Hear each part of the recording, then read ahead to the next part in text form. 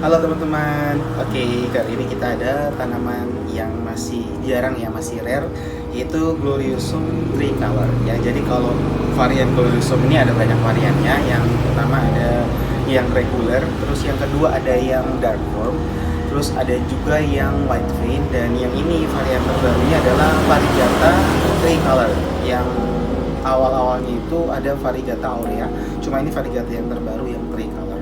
Untuk harganya masih tinggi banget ya, jadi ini saya kebetulan dapat juga dari teman, mau saya rawat dan semoga ini bisa bertumbuh dengan baik ya. Oke, see you.